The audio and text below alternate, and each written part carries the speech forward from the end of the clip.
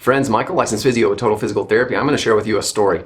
A story today that is inspirational to me, and I hope that it finds inspiration in your life.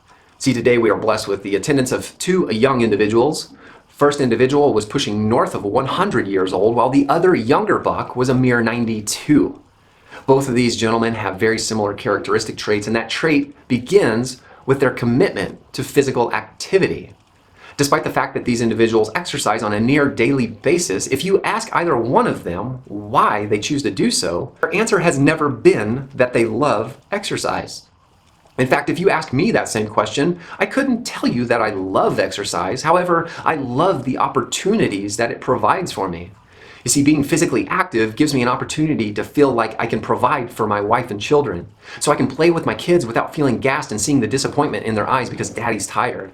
It gives me an opportunity to come to work as a physio and express physicality to my patients for others that don't have the same physical capability and are struggling a bit in their lives. It gives me an opportunity to feel like I can be a positive influence on our local community.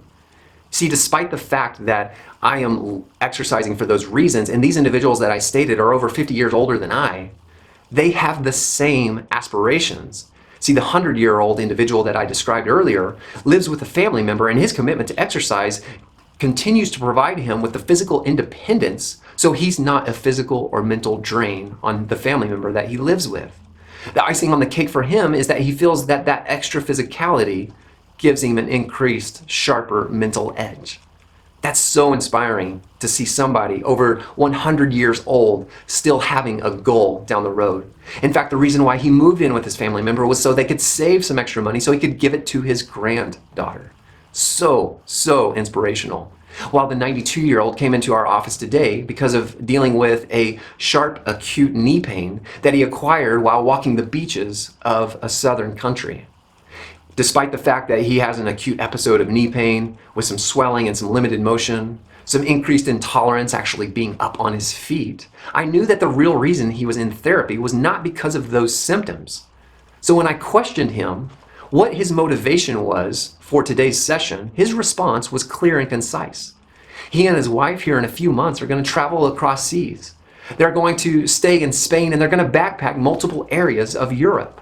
At 92 years old, his motivation is spending a 3-month stay in Europe carrying around a 40-pound backpack, and he wants to know that he has the confidence to do such. If that doesn't get you fired up and inspirational, then I'm not sure what will. See, for every successful story like this, unfortunately, in this line of work, I see the complete opposites.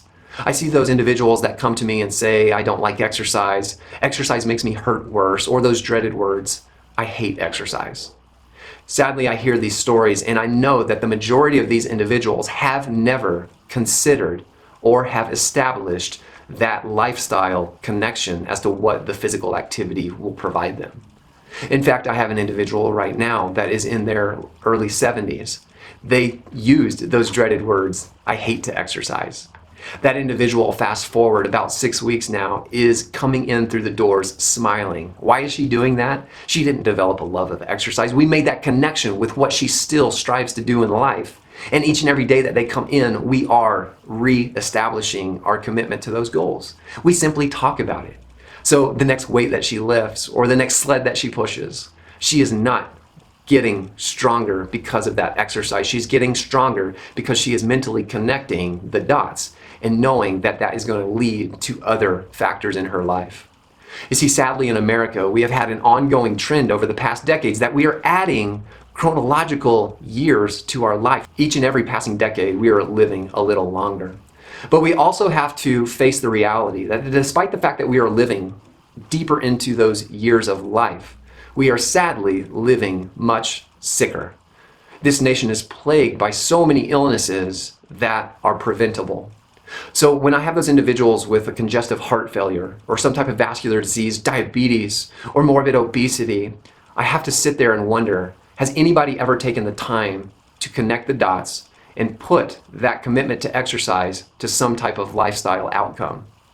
If you've experienced that wonderful connection, share those stories down below. Those are so inspirational to those that are going to read and watch this video. If you have yet to make that connection, maybe you haven't been in front of the right provider that has helped you connect those dots.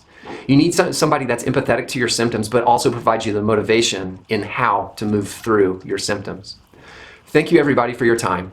I truly hope that this is inspirational to you, because as I get these stories time and time again in the clinic, it continues to reiterate in my mind that we have choices in life. And just like other decisions in life, the hardest ones that we make ultimately generally always have the greatest outcome in our lifetime. Take this video and be that inspiration to connect those dots. Share with other people that you know need this type of inspiration as well. If you haven't already considered subscribing to the channel, we would greatly appreciate that too. As always, thank you for your time. Have a beautiful day, and we will talk to you guys soon.